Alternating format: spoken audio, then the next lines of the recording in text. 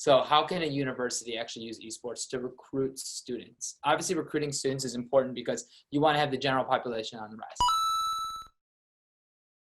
So that's kind of on the brand side. On the education side, we saw that a lot of universities were building up towards competitive. So they started seeing like, we need to play our football rival and we need to beat them in League of Legends and in Fortnite. And that's great, and that's something, and we think there's a lane for that. But you'll only be able to speak to a small percentage of your population who's good enough to play these games. And what you don't think about is, how can gaming help you recruit new students to your school? How can gaming help you retain students at a time when people aren't even on campus? What type of gaming initiatives can you have for students to actually connect with one another?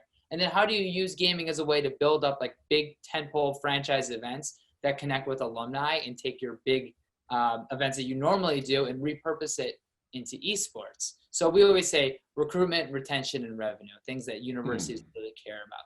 So you may not believe, okay, so how can a university actually use esports to recruit students? Obviously, recruiting students is important because you want to have the general population on the rise. So something we do with Eastern Michigan, which is super cool, is every other Thursday, the Super Smash Club, which is the biggest gaming club at Eastern Michigan, plays live stream on Twitch against high school Super Smash kids from all across the country. So we helped set it up and organize it. We have 84 high schools. We launched it this summer. 84 high schools participating in Eastern Michigan University's Super Smash competition. And what we're finding is two things. One, high school students are trying to rally other high school students at their school to form plans and participate in this. Right. And two, different high school students are connecting and building friendships because they see each other every Thursday.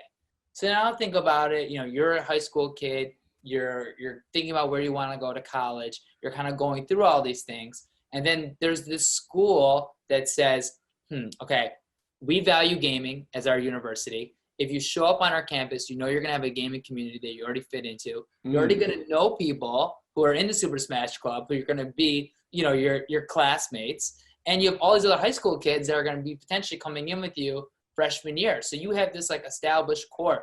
One of the hardest parts of going to out of state or going to college is you have to start fresh, and you're in a foreign place.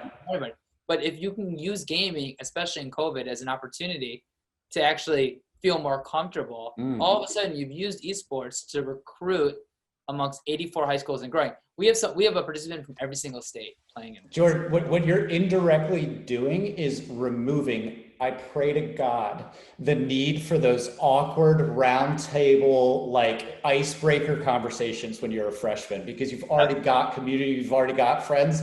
I remember that being the most painful part of going to college,